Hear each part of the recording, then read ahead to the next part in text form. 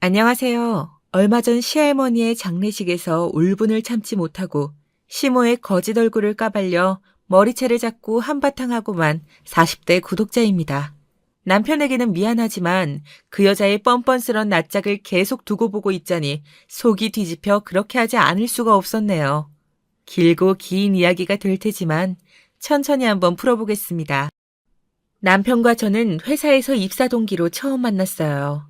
모난 성격 없이 둥글둥글하고 제 말에 귀 기울여주는 사람이라 점점 호감이 생겨 연인으로 발전하게 되었네요. 5년을 연애하는 동안 한 번도 제게 큰 소리를 내거나 이기적인 모습을 보이질 않았어요. 그 다정함에 반해 제가 먼저 결혼하자는 말을 꺼내고 말았네요. 남편은 정말 다정한 사람이에요. 결혼을 하고 매일 붙어 있다 보니까 새삼 더 실감이 나네요. 저에게뿐만 아니라 저희 딸에게도 시부모님, 친정부모님께도 정말 깍듯이 잘하거든요. 그런 모습이 정말 멋지고 든든했어요. 어려서부터 가정교육을 잘 받은 사람 같다는 느낌이랄까요? 남편이 다정한 성격을 갖게 된 바탕에는 시할머님의 영향이 컸어요. 결혼한 지 얼마 지나지 않아 남편을 여의고 홀로 사남매를 키우신 시할머님은 자식들은 몰라도 손자들만은 절대 고생시키지 않겠다는 의지로 열심히 사셨다고 해요. 덕분에 손과 발은 여지껏 굳은 살이 단단히 박혀 있고 동년배의 친후분들보다 주름살도 더 많으세요. 남편은 시할머님의 그런 희생 덕분에 자수성가하여 지금의 자기가 있다고 생각해왔대요. 아버님도 그렇고 아버님 형제들도 모두 시할머님을 존경하고 깍듯하게 대하셨어요. 끈끈한 정으로 이어진 가족이라 가까운 동네에 옹기종기 터를 잡았대요. 저희 신혼집도 시할머니 댁에서 넉넉 잡아 차로 20분이면 올 수 있는 곳이네요. 외동딸인데다가 친척도 없어서 외롭게 큰 저는 이런 끈끈한 가족관계가 무척 부러웠어요. 그래서 쉬는 날 시할머니 댁에서 가족 모임이라도 하면 남편보다 오히려 제가 신나서 준비를 했죠. 여보, 미안해. 모처럼 쉬는 날인데. 어머, 당신 무슨 소리를 하는 거예요? 내가 할머님을 얼마나 좋아하는지 잘 알면서 별 걱정을 다 해요. 아니, 그렇게 말해주는 건 정말 고맙지만 그래도 가족 행사가 잦으면 피곤하지 않아? 그래도는 무슨 그래도야. 오늘 갈비찜에다가 우렁된장국까지 준비하셨대잖아. 내가 할머님이 끓인 갈비찜을 얼마나 좋아하는지 알면서 그래? 이날만을 기다렸다고. 저는 남편의 등짝을 짝소리가 나게 때려주고 준비를 닥달했어요. 그런 소리 할 시간에 진이 옷이나 입혀줘요. 알았어. 그럴게. 그러면 남편은 어김없이 제게 다정한 눈빛을 보내 감사 인사를 대신했어요. 사실 며느리로서 집안 행사를 챙기는 일이 마냥 즐겁지만은 않잖아요. 그런데도 이렇게 기운을 내서 신나게 준비할 수 있는 건 언제나 제 편을 들어주는 다정한 남편과 따뜻하게 저희를 반겨주시는 시할머니 덕분이었어요. 아고, 우리 막내가 제일 먼저 왔네. 저희 남편이 집안의 막내라 시할머니께서 가장 아끼고 예뻐해 주셨거든요. 덕분에 저도 덩달아 예쁨 받고 그랬죠 뭐. 시할머님 눈에는 저희가 아주 애기처럼 보였나 봐요. 만나 뵐 때마다 우리 막내 하면서 어찌나 아껴주시는지요. 저는 친가족, 외가족, 조부모님을 일찍 여위어서 할머니의 정을 받아본 적이 없었거든요. 부모님이 주시는 정과는 또 다른 맛이 있다고나 할까요? 왜 우스갯소리로 할머니의 식구어머니라는 말도 있잖아요. 아유, 살이 쏙 빠졌네. 이것 좀 먹어봐라, 저것 좀 먹어봐라. 뭐 이런 거요. 그 무조건적이고 다 퍼주는 할머니의 정이 너무 좋았어요. 언제 찾아봬도 늘 고봉밥으로 환대를 해주시고요. 당신께서 드실 반찬보다 늘 가족들이 좋아하는 반찬을 해놓으셨죠. 손자, 손녀들이 맛있게 잘 먹는 것만 봐도 배가 부르시다면서요. 저는 친손녀처럼 유독 시할머니를 잘 따랐어요. 시할머니도 저를 유독 아껴주셨고요. 당신의 친손녀, 친손자들보다도요. 그 마음이 너무 감사해서 저는 더 잘하게 되고 뭐 그랬죠. 한 번은 이런 일도 있었어요. 시할머님과 별로 가깝지 않을 때의 일인데요. 이 일을 계기로 시할머님과 제가 각별한 사이가 되었다고 볼 수 있겠네요. 남편이 지방으로 2박 3일 출장을 떠났는데 제가 몸살이 나는 바람에 엄청나게 아팠거든요. 주변에 도와줄 사람도 마땅치 않고 또 막상 친구들이나 가족들에게 저 아프니까 집에 와서 수발 들어달라고 하기도 민망하고요. 해서 가만히 참고 버티고만 있었는데 갑자기 시할머님께서 전화를 주신 거예요, 글쎄. 아가, 몸은 좀 괜찮니? 아, 할머님, 저 괜찮아요. 열이 좀 나긴 하는데 어제보다는 많이 나았어요. 오늘 푹 자고 일어나면 말끔하게 나을 것 같아요. 제 걱정돼서 전화 주신 거예요? 아유, 그럼. 막내한테 소식 듣자마자 전화한 거야. 어쩌다 그래 몸살이 났어. 시할머님의 목소리가 어찌나 다정하시던지 눈물이 핑 돌더군요. 네, 요 며칠 집 대청소하고 뭐하고 하느라 무리를 좀 했나 봐요. 그 무렵에 한참 가구 재배치다 뭐다 하면서 집에 있는 가구를 재배치해서 새로운 인테리어 느낌이 나게 꾸미는 그런 게 유행이었거든요. 처음엔 가벼운 마음으로 시작했던 게 결국은 삘이 받아버리는 바람에 남편하고 주말 내내 이리 옮기고 저리 옮기고 가구를 드러낸 자리는 쓸고 닦고 하여튼 종일 힘을 써버린 거예요. 에구구 그랬니?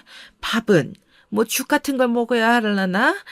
사실 배는 무지하게 고팠는데 뭘 차려 먹기도 뭐하고 배달을 시켜 먹자니 부담스럽고 해서 쫄쫄 굶고 있었거든요.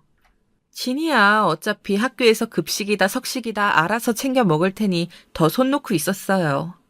굳이 몸도 아픈데 저 혼자 먹을 걸 차리기도 애매해서요. 평소라면 안 그랬을 테지만 그날따라 몸이 아파서 어리광이 피우고 싶었는지 시할머니께 응석을 부리고 말았네요. 저 한 끼도 못 먹었어요. 배는 고픈데 기운이 없어서. 진이 아빠라도 있으면 같이 차려 먹는 건데. 걱정 마세요. 이따가 저녁에 진이 들어올 때 시장에서 죽이라도 좀 사가지고 오라고 하려고요. 그러자 시할머님은 혀를 쯔쯔 차시더니만 이렇게 말씀하셨어요.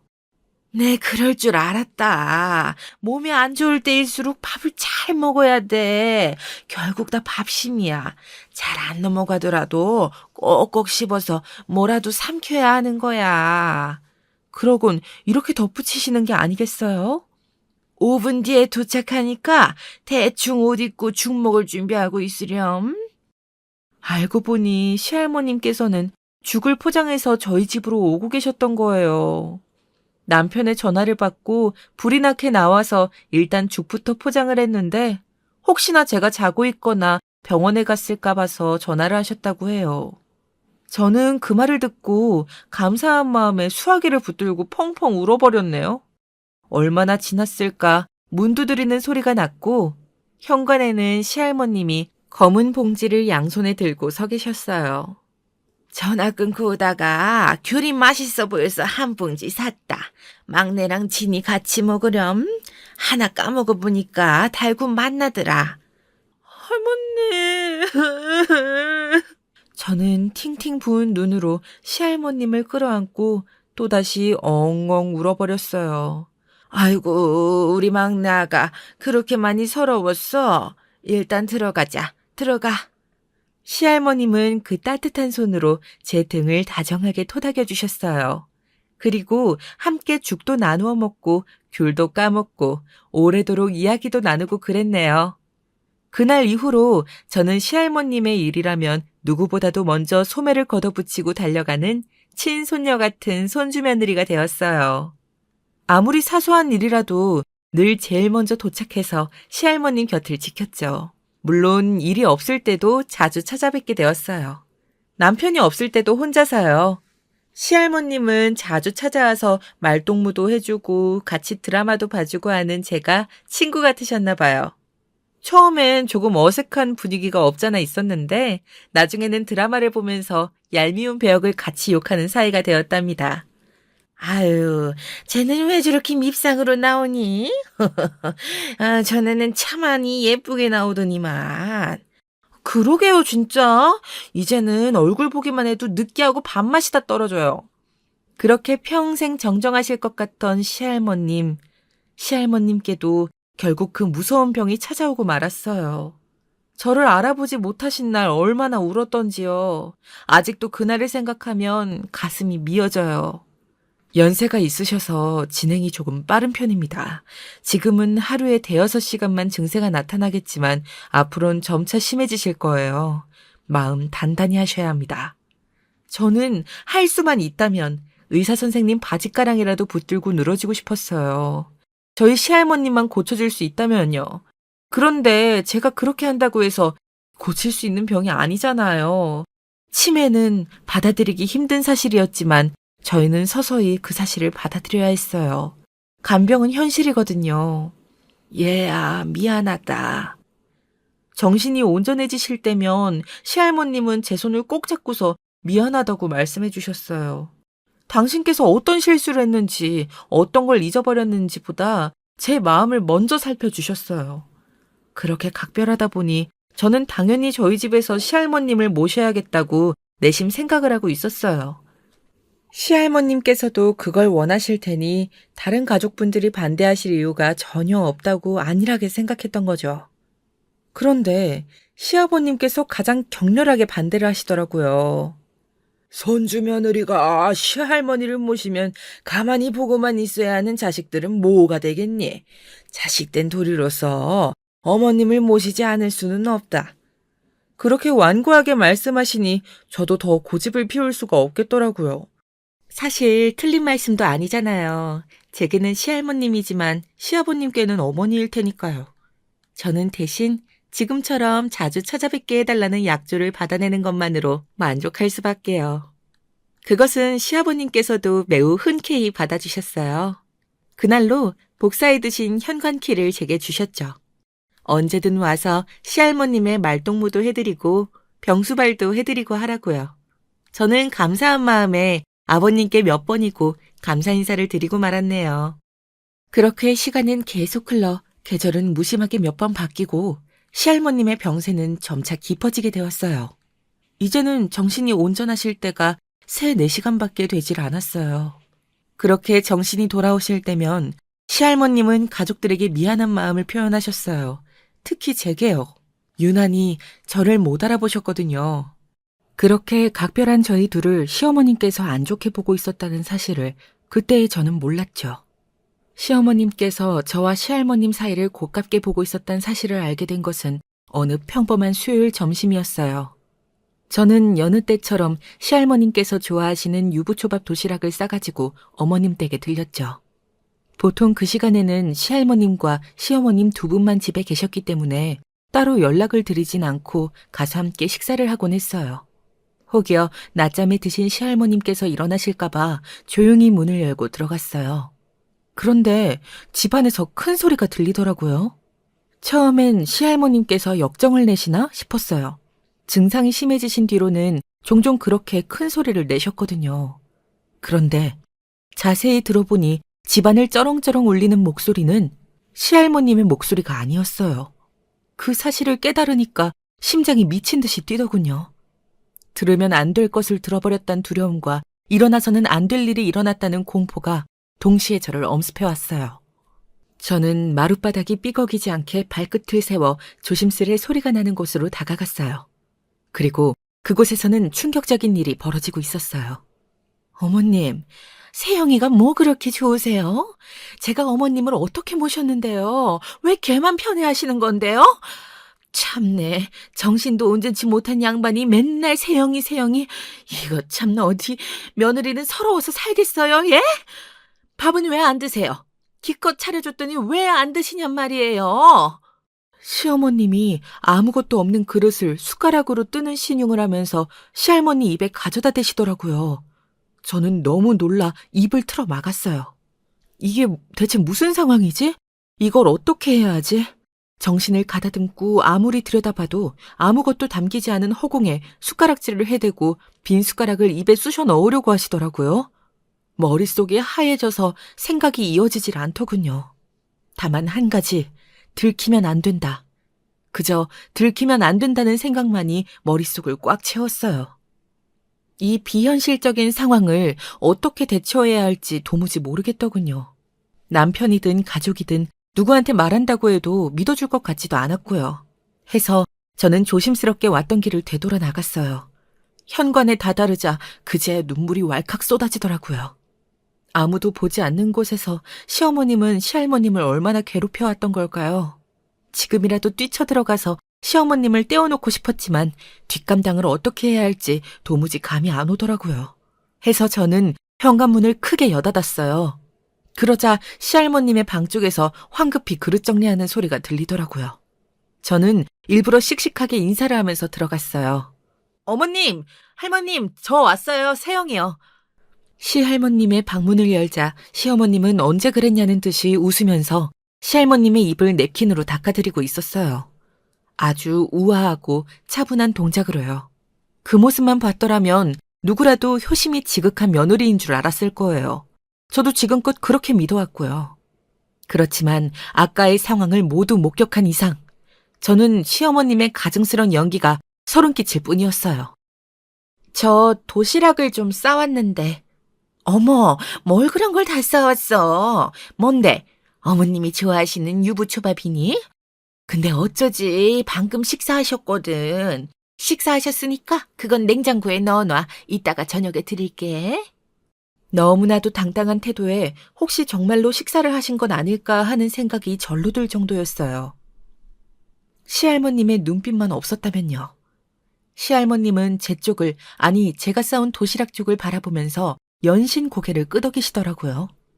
어머, 할머님 조금 모자라셨나 봐요.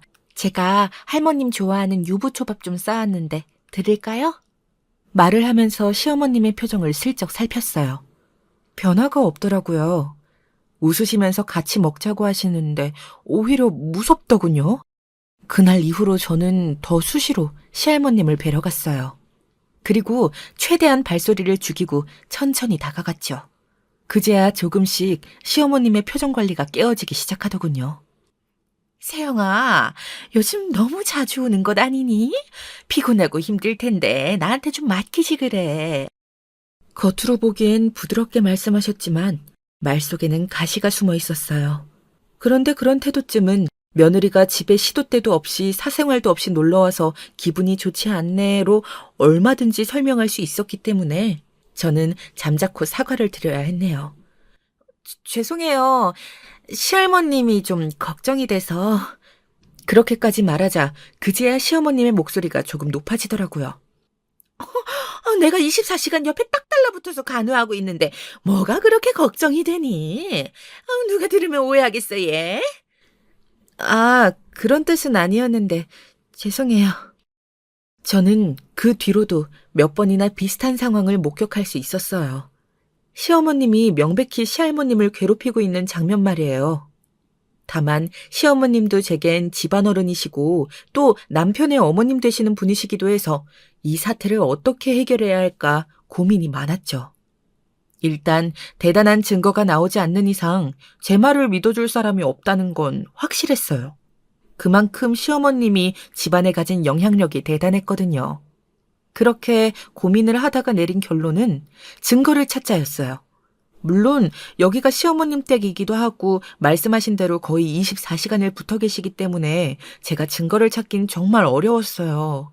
조용히 다가가서 영상을 찍어보면 어떻겠냐라는 생각도 해봤는데 그건 들켰을 때의 리스크가 너무 크더군요. 변명의 여지가 없으니까요. 그래서 생각해낸 게 베이비 모니터 캠이었어요. 진이 어렸을 때 베이비캠 덕을 톡톡히 봤던 기억이 났거든요. 마음을 먹은 저는 일단 적당한 사이즈의 베이비캠을 찾아보기 시작했어요. 시어머님 몰래 설치해야 했기 때문에 사이즈도 작아야 했고 매일 회수하고 할 수 없으니 와이파이를 통해 언제든 제 핸드폰에서 확인할 수 있어야 했고 또 증거를 들이밀어야 하기 때문에 녹화도 되어야 했죠.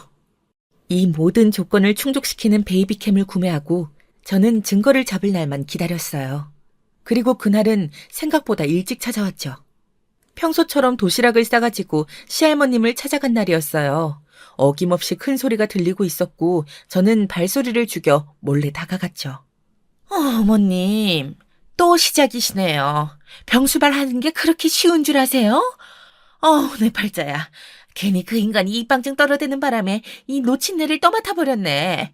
세영이 고고심 모신다고 했을 때 오냐 그려무나 하고 떠넘겼어야 됐는데 말은 쉽지 말은 쉬워. 누가 보면 천하의 대단한 효자납신 줄 알겠어. 뭐? 자식된 도리로서 모시지 않을 수 없다고? 그래서 뭐 누가 모시는데 지금? 본인은 아무것도 하질 않으면서 나한테 다 떠넘겨놓고는. 그러다 방문이 벌컥 열려버린 거예요. 손에 컵과 쟁반을 들고 나오시던 시어머님과 몰래 까치발을 들고 걸어가던 저의 눈이 공중에서 마주쳐버렸고 그렇게 멈춰서서는 짧지 않은 침묵을 버텨야 했어요. 어우, 언제부터 거기 있었어? 혹시 다 들었니? 시어머님도 민망한 듯 헛기침을 연신하시더라고요. 네, 어머님. 좀 너무하신 거 아니에요? 어떻게 그렇게 심한 말씀을 하실 수가 있어요? 됐어요. 제가 모실게요. 제가 모시면 되잖아요. 저는 이렇게 된 이상 이판사판이다 싶었어요. 증거는 못 잡았지만 현장에서 딱 걸려버렸잖아요. 제가 세게 나가자 시어머님께서는 살짝 움찔하시더군요. 제가 시할머님을 모시고 가면 분명 아버님께서는 사유를 꼬치꼬치 물으실 거고 그러다 보면 시할머님께 했던 막말들이 만천하에 드러날 테니까요. 숨기고 싶으셨겠죠. 시어머님은 제 말에 몸찔하시더니만 잠시 숨을 고르시고 말씀하셨어요. 아니, 세영아. 들어봐. 상황이 상황이니만큼 네가 어떻게 생각할 줄은 알겠는데 내가 오죽하면 그러겠니? 오죽하면. 아유, 들어봐라. 너한테나 좋은 시할머니였지. 나는 어린 나이에 시집와서 얼마나 시달렸는 줄 아니? 서름이란 서름은 다 겪고 뼈 빠지게 일하고. 너희 시할머니 젊었을 시절엔 얼마나 예민하고 사람 못 살게 굴었는지 네가 아니? 속 터져. 내가 속 터져. 남편이란 작자는 내 속도 모르고 덜컥 모신다고 하질 않나. 그래놓고 나 몰라라. 밥 챙기고 용변 뒤치다꺼리하고 결국 다 내가 하잖아, 내가. 그러곤 본인의 가슴을 퍽퍽 치시는데 심경이 복잡하더라고요. 시할머님을 괴롭히는 걸 봤다지만 남편의 어머님이고 제겐 집안어른이시고 해서 마음 한켠에서는 막연히 나쁜 사람은 아닐 거라고 믿고 싶은 구석도 있었나 봐요. 앞으로 더 괴롭히시지만 않으신다면 이대로 넘어가고 싶은 마음도 솔직히 들었어요. 어머님, 그래도 그러시면 안 되죠. 가뜩이나 이렇게 아프신 분께. 제가 오늘 보고 들은 것은 못 보고 못 들은 척 할게요. 앞으로는 그러지 말아주셨으면 좋겠어요. 저도 마음이 많이 불편하네요. 한 발 물러서자 시어머니께서 반색을 하시면서 제 손을 꼭 잡으셨어요. 그래, 세영아. 알았어. 나도 인간인데 당연히 조심해야지. 앞으로는 어머님께 그러지 않으마. 참, 어머님이 안 그래도 세영이 계속 찾았는데 얼른 들어가 봐. 저는 찜찜한 기분으로 시할머님이 누워 계신 방으로 향했어요. 가방 안쪽에서 베이비캠이 느껴졌지만 이걸 설치해야 할지 말아야 할지 솔직히 조금 흔들리더라고요. 괜히 못할 짓 하는 것 같기도 하고요. 보면 안 되는 걸 보게 될까 봐서 본능적인 두려움도 있었던 것 같아요. 그래도 마지막으로 한 번만 믿어보기로 했죠. 저렇게까지 간곡하게 말씀하시는데요. 하지만 시어머님의 인성을 제가 몰랐죠. 그렇게 오래 모셨으면서도요. 기대한 제가 바보였어요. 시어머님은 제게 시할머님을 괴롭혔던 사실을 들킨 뒤로 오히려 대놓고 뒷담화를 하시더라고요. 제가 자기 편이라고 생각하신 모양이에요. 시할머님을 뵈러 갈 때마다 저를 붙잡고 그간 얼마나 힘들었는지 오늘은 또 어떤 일이 있었는지 구구절절 털어놓으시는 게 사실 너무 힘들었어요. 저는 시할머님을 너무너무 좋아하고 아끼니까요. 그렇다고 시집살이로 힘드셨다고 푸념하는 시어머님께 쓴소리를 할 수도 없는 노릇이고요. 정말 이러지도 저러지도 못하고 있었어요. 세영아, 오늘은 글쎄 무슨 일이 있었는 줄 아니? 내 참 기가 막혀서. 그렇게 이야기가 시작되면 30분은 내리 떠드셨어요. 그러다가 이야기가 마무리될 때쯤 제가 아유, 어머니 힘드셨겠어요. 그래도 할머님이 아프시니까 저희가 좀 이해해 드려야죠. 하면 그제야 못 이기시는 척 그래, 네 말이 맞다. 그래야지. 내가 참아야지. 아유, 내 팔자야. 하고는 돌아서시는 거예요. 기가 막혔지만 제가 뭘 어쩌겠어요. 한숨만 푹 쉬고 돌아설 수밖에요. 그렇게 시할머님을 뵙고 한참을 곁을 지키다 슬슬 일어서려는데 시할머님이 제 팔을 붙잡으시더라고요. 아가, 며느라가, 나 좀 살려다오. 시할머님의 입에서 이런 말이 나오다니 너무 충격적이었어요. 시어머님이 그날 이후로 얄밉게 제게 흉을 보긴 하셨지만 괴롭히시는 것 같지는 않았거든요. 저는 목소리를 낮춰서 시할머님께 여쭤보기로 했어요.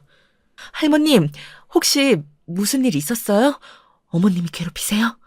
할머님께서는 제게 무언가 말을 하려고 했지만 정신이 온전히 돌아온 게 아니셨는지 자꾸만 횡설수설 딴 이야기만 늘어놓으셨어요. 그러는 와중에 언뜻 보이는 팔뚝의 멍. 저는 혹시나 하면서 조심스럽게 시할머님의 소매를 걷어 올렸어요. 멍이 있더라고요. 몇 군데나요. 물론 함부로 판단할 수는 없죠. 치매 환자시잖아요. 잠결에 잠투정을 험하게 부리셨을 수도 있는 거고 여기저기 오가다가 부딪히실 수도 있는 거잖아요. 저는 정말 마지막으로 시어머님을 믿어보자는 생각으로 당장 뛰쳐나가서 따지고 싶은 마음을 겨우 억눌렀어요. 대신 예전에 사놓았던 베이비캠을 드디어 설치하기로 마음먹었죠. 일단 마음을 먹은 저는 주변을 둘러보았어요. 어디다 설치해야 티가 나지 않을까. 그러다 눈에 들어온 곳이 책장이었어요. 책장 가장 위쪽에 두꺼운 책을 놓고 그 사이에 카메라를 몰래 숨겼어요. 나쁜 짓인 건 알지만은 어쩌겠어요. 더 심각한 일이 벌어지고 있을 수도 있는데요. 그렇게 큰 결심을 하고 베이비캠을 설치한 지 얼마 되지도 않아서 저는 시어머니의 추악한 본 모습을 알게 되었네요. 집에 돌아와 두근거리는 마음으로 베이비캠이 연결된 어플을 켰어요. 한시도 지체할 수 없다고 생각했거든요. 적막한 방 안. 다행스럽게도 그곳에는 시할머님만 곤히 주무시고 계셨어요. 제가 나갔을 때 그대로인 것 같더라고요. 제가 계속 지켜보면 되니 차라리 시어머님은 그냥 방치만 해달라고 기도했어요. 더 이상 뭘 챙겨주지도 괴롭히지도 말고 그냥 가만히 놔두기만 해달라고요. 제 기도가 통했는지 그날은 그렇게 별일 없이 지나갔어요. 문제는 다음 날 발생했죠. 아니 어머님, 또 이러시네. 자꾸 저 나쁜 사람 만드실 거예요, 예? 캠을 켜놓고 집안일을 한참 하고 있었거든요. 그런데 느닷없이 큰 소리가 들리는 거예요. 베이비캠에 달린 마이크에서요. 심장 떨어지는 줄 알았죠.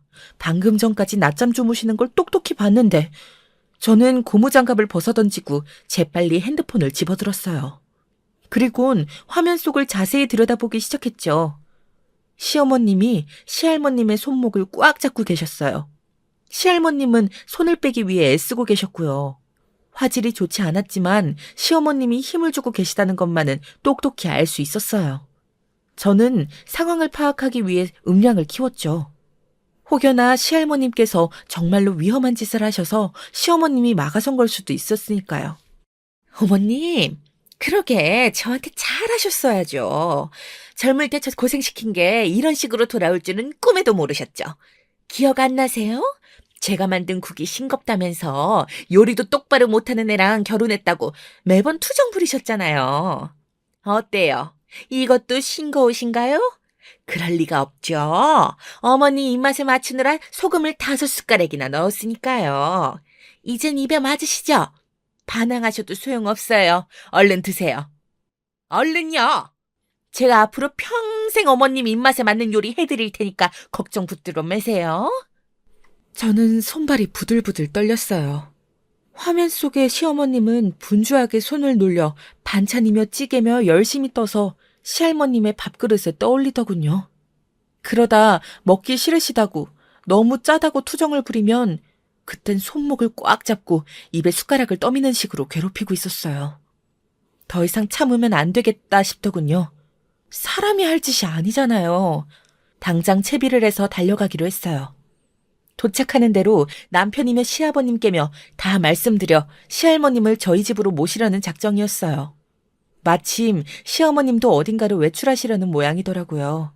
다행이다 싶었죠. 이제 시할머님을 구출해 제가 모시는 일만 남았다고 생각했어요. 순진했죠. 모든 일이 그렇게 해피엔딩으로 끝날 수 있다면 얼마나 좋겠어요. 집에 도착해서 문을 여는데 기분 나쁜 정막이 온 집안에 무겁게 깔려 있었어요. 아직도 그 순간이 생생히 기억나요. 한 걸음을 정막 속으로 내딛자 제 옷이 바스락거리는 소리를 냈고 그 소리가 너무 크게 느껴지는 바람에 저는 몸을 움츠리고 떨었어요. 자꾸만 소름이 돋았다고 할까요? 시할머님이 계신 방문 쪽으로 다가서는데 가까워질수록 정막은 무게를 더했어요. 평범한 날의 공기가 이렇게 무거울 수는 없는 거잖아요. 저는 문을 열기 전에 이미 직감했어요. 시할머님이 세상을 떠나셨구나 하고요. 그리고 제 직감은 틀리지 않았죠. 시할머님이 괴로운 상황을 이겨내지 못하시고 스스로 생을 등지신 거예요. 저는 너무 놀라는 바람에 그대로 정신줄을 놓아버렸어요. 한 5분 정도 기절해 있었나 잠깐 장을 보고 돌아오신 시어머니께서 저를 깨우시고 119에 신고도 해주셨네요. 그리고는 구급차가 오기 전까지 저를 끌어안고서 본인이 잘못했다면서 시할머님을 두고 나가는 게 아니었다면서 대성통곡을 하시네요. 저도 너무 큰 충격을 받은지라 시어머님의 품에서 그저 기절할 듯 울기만 했어요. 그 뒤로부터 장례식이 열릴 때까지는 거의 넋이 나가 있었어요. 울다가 지쳐서 쓰러져 있다가 다시 정신을 차리고 울다가의 반복이었죠.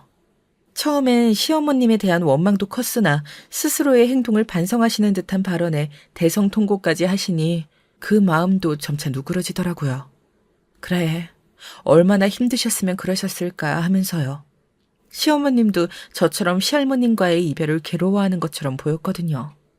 상주인 시아버님 곁에서 내내 자리를 지키시면서 장례식의 대소사를 꼼꼼하게 챙기셨어요. 아이고, 그래, 네가 고생이 많았다. 어르신 돌아가실 때까지 곁에서 밤낮없이 간호했다면서. 예, 당연히 해야 할 일이죠. 제가 부족해서 더 챙겨드리지 못한 게 너무 죄송하네요. 너 같은 효녀가 세상에 어딨다고 그런 소리를 해. 그런 소리는 말고 남은 가족들 잘 다독여서 살아야지. 네, 그렇게 할게요. 좋은 말씀 감사해요. 장례식에 방문하는 사람들마다 시어머님이 끝까지 시할머님의 곁을 지키고 병수발을 들었다면서 치매 환자 병수발이 얼마나 힘든 일인지를 자랑스레 떠들어댔어요. 마치 시어머님이 대단한 일이라도 한 양 말이에요. 아무리 시어머님이 반성을 하고 후회를 하고 계신다지만 그 꼴을 가만히 보고 있는 건 괴롭더군요. 제가 시어머님이 어떻게 했는지를 다 봤는데요. 그런데 여기서 분란을 일으킬 순 없는 거잖아요. 사랑하는 시할머님의 마지막 가는 길인데요. 좋게 좋게 넘어가는 게 시할머님을 위한 길이라고 생각했죠. 시어머님이 얼마간 고생한 것도 아주 없는 말도 아니고요. 시할머님의 온화하신 성격 덕분에 장례식장은 밤낮 가릴 거 없이 문전성시를 이뤘어요. 감사하게도 찾아주신 분들이 많아서 시할머님의 마지막이 외롭고 쓸쓸하지는 않을 것 같더라고요. 그렇게 무사히 장례가 끝나는 듯 했어요. 마지막 날 밤, 저는 장례식장 한편에 마련된 작은 쪽방에 매트를 깔고서 잠시 눈을 붙이고 있었어요. 워낙에 실신한 듯이 오열하는 바람에 가족들에게 격리당했다고 표현하는 게 맞겠네요. 그렇게 쪽방에 누워서 울다가 지쳐서 잠들었다가를 다시 반복하고 있는데 꿈에 시할머님이 나오셨어요. 아가, 며느라가, 밥이 너무 짜다. 짜서 먹을 수가 없어. 저는 가슴이 미어지는 것 같았어요. 할머니, 왜요?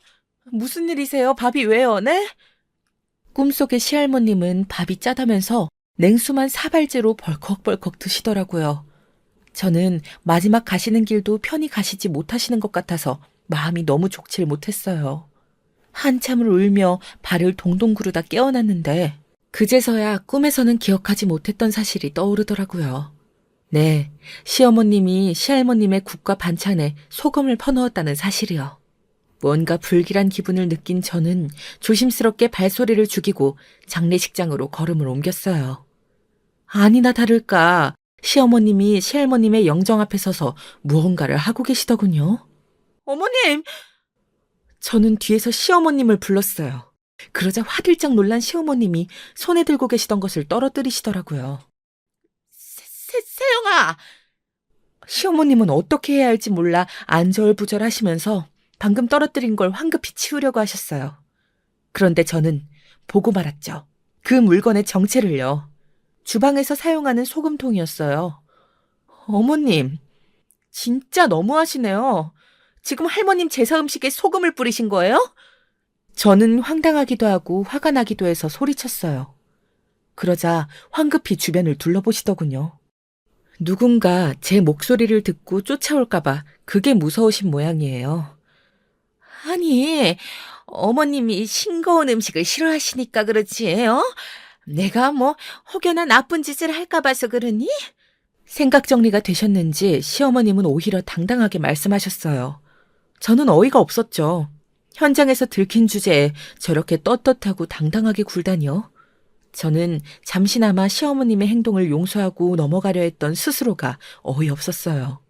너무 화가 난 덕분에 잠시 슬픔에서 벗어나 이성적으로 생각하게 된 거죠. 어머님, 정말 그러시는 거 아니에요. 이번 일 그냥 넘어가지 않을 거예요. 아니, 세영아, 이건. 저는 시어머님의 더럽고 추잡한 변명 따위는 들어줄 생각이 없었기 때문에 그대로 등을 돌려 장례식장을 빠져나왔어요. 목적지는 집이었어요.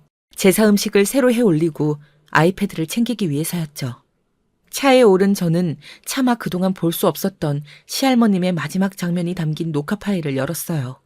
소금이 잔뜩 들어간 밥을 억지로 떠먹이는 시어머님의 모습부터 재생이 되더군요. 눈물이 났어요. 지켜드리지 못한 게 죄송해서요. 꿈에서 본 시할머님의 얼굴이 자꾸만 떠올랐어요. 화면 속 시어머님은 코웃음을 치더니 외출 준비를 하시더군요. 어머님, 저 나갔다 올게요. 오래 걸리진 않을 거예요. 금방 다녀올 테니 편안하게 쉬고 계세요. 의미심장한 말을 던진 시어머님이 시할머님이 앉아 계신 침대맡에 무언가를 슬며시 내려놓더군요. 화질이 좋지 않아서 몇 번이나 돌려봤어요. 그러다 그 정체를 깨닫는 순간 온몸에 소름이 끼치더군요. 길고 축 늘어지는 그것은 네, 어떻게 잊어버리겠어요. 할머니가 스스로 생을 등지게 한 그 줄이었어요. 세상에 어떻게 인간이 그럴 수가 있나요? 저는 연이어 받은 충격에 그대로 졸도할 뻔했지만 정신을 똑바로 차리기로 했어요. 시할머님의 억울함을 풀어줄 수 있는 건 이제 저뿐이니까요. 저는 벌벌 떨리는 손을 겨우 달래고 집으로 차를 몰았어요. 시간이 별로 많지 않으니까요. 집에 도착한 저는 펑펑 울면서 간단한 제사 음식을 준비했어요. 새벽이라 재료를 구하는 게 마땅찮아서 따뜻한 밥과 전, 나물, 국 정도만 겨우 구색을 갖출 수 있었네요. 시할머님이 생전에 제게 해주신 음식들을 생각하면서 그것들을 하나씩 챙겼어요. 진작에 더 맛있는 거 많이 먹여드릴 걸 더 잘해드리지 못한 게 너무 한이 되네요. 제사 음식을 주섬주섬 챙기고 다시 장례식장에 도착했을 때는 새벽 5시를 막 넘긴 시간이었어요. 발인을 앞두고 잠을 설치신 건지 몇몇 어른들이 깨어 계시더라고요. 막내 아가, 어디 다녀오니? 네, 잠시 다녀올 곳이 있어서요. 그래, 곧 발인이니까 그 전에 잠깐 눈이라도 붙이렴. 내내 고생했잖니. 그럴게요. 어머님은요? 저는 주위를 빠르게 훑어보며 물었어요. 들어올 때부터 찾았건만 시어머님이 자리에 보이질 않았거든요. 그러자 어른들께서도 그제야 시어머님이 안 계신 걸 알았는지 고개를 갸웃거리셨어요. 글쎄, 방에 들어가서 한숨 자고 있는 건 아닐까 모르겠네. 제일 고생했으니까 말이야. 아무렴, 제일 고생했지. 마지막까지 돌봐드린다고 말이야. 싱숭생숭하겠어. 저는 속이 새까맣게 타들어가는 기분으로 겨우 인사를 드리고 자리에서 일어났어요. 일단 시할머님의 마지막 식사를 챙겨드려야 했으니까요. 저는 어르신들 몰래 집에서 가지고 온 통에 소금이 뿌려진 음식을 털어 담았어요. 그리고는 새로 해온 따뜻한 밥과 반찬을 털어놓았죠. 향을 피우고 죄송한 마음으로 다시 한번 시할머님을 위해 절을 올렸어요. 제가 차린 마지막 밥상이에요. 이제 아침이면 먼 길 가셔야 할 텐데 배고프지 않게 천천히 꼭꼭 씹어서 드세요. 그렇게 20분 정도를 또 울다가 쪽방을 향해 걸음을 옮겼어요. 시어머님의, 아니, 그 여자의 추악한 가면을 벗겨내야 한다는 사명감을 가지고요. 저는 먼저 구석에서 잠든 남편에게 다가갔어요. 어쨌든 이 사람에게도 못할 짓을 하는 거니까요. 여보, 진이 아빠, 내가 정말 많이 의지하고 사랑하는 거 알죠?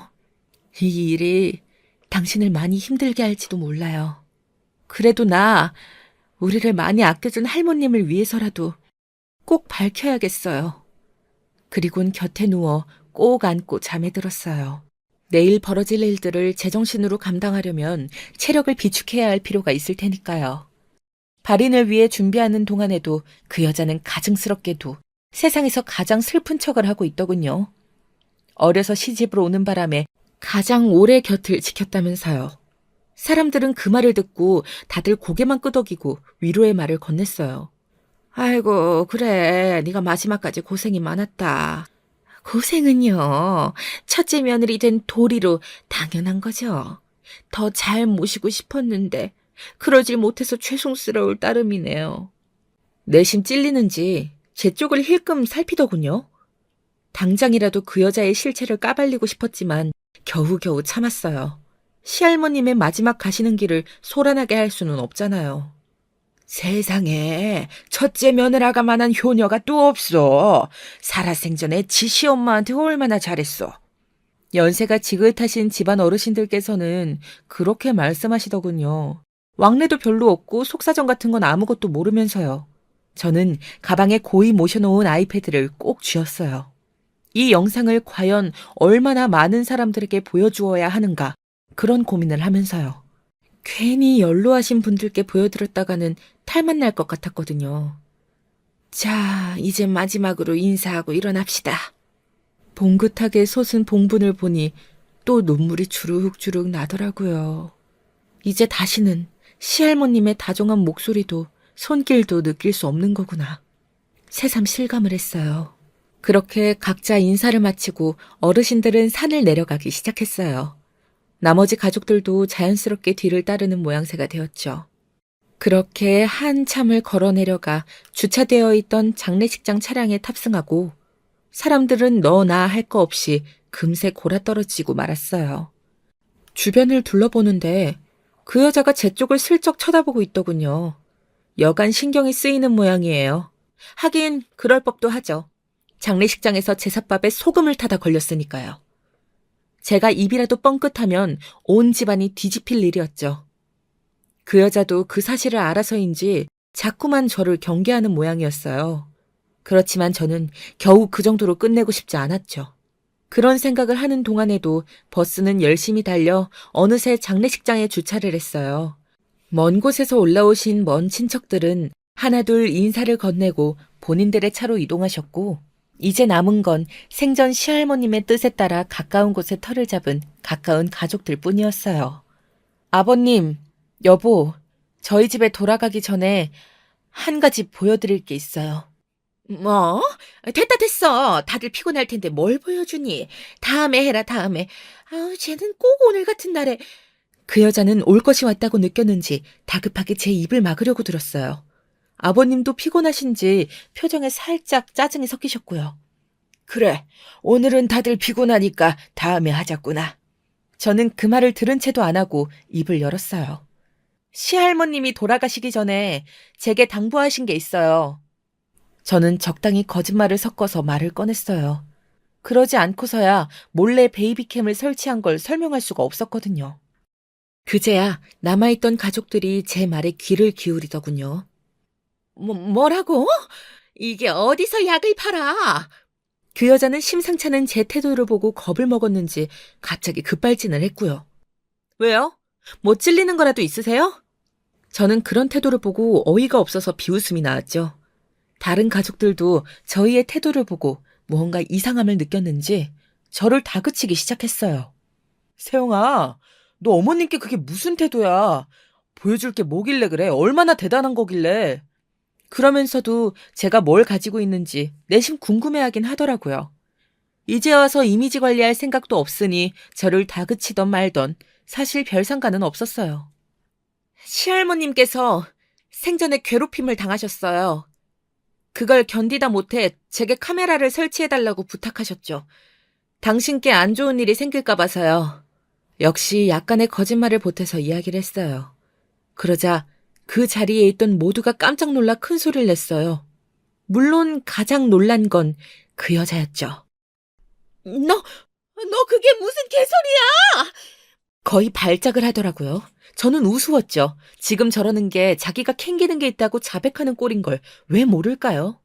역시 뭔가 마음에 걸리시는 게 있으신가 봐요. 저는 그런 모습을 보고 다시 한번 비꼬듯이 대꾸했죠. 그쯤 되니까 사람들도 무언가 있는 것을 직감했어요. 뜸들이지 말고 빨리 보여줘 보렴. 아버님이 말씀하셨어요. 저는 가방에서 아이패드를 꺼내며 천천히 입을 열었죠. 어제 새벽에 시할머님이 꿈에 나오셨어요. 그런데 서럽게 울고 계시더라고요. 제삿밥이 짜서 3일 내내 한 끼도 못 드셨다고요. 저는 그 말을 듣고 너무 마음에 걸려 나가봤죠. 거기서 뭘 받게요? 어머님이 제삿밥에 소금을 타는 모습이었어요. 너 이 미친 무슨 개소리를 짓거리는 거야? 사람들이 놀라 그 여자와 저를 번갈아 보더군요. 무슨 소리를? 증거 있어? 너 지금 증명할 수 있냐고? 아버님이 못 믿겠다는 듯이 말씀하셨어요. 증거요? 그럼요, 있고 말고요. 이번이 처음이 아니거든요. 어머님이 할머님 밥에 소금을 넣는 거요. 얼마나 넣으셨다고 했죠? 5숟가락? 사람이 어떻게 그렇게 잔인할 수가 있어요? 그 여자는 거의 눈이 뒤집혀 제게 쌍욕을 했고 나머지 가족들도 아직은 그 여자 편인 것 같더군요.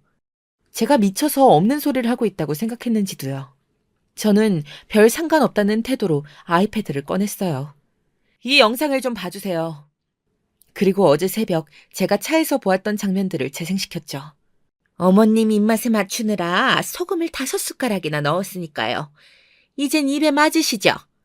반항하셔도 소용없어요. 얼른 드세요. 얼른요.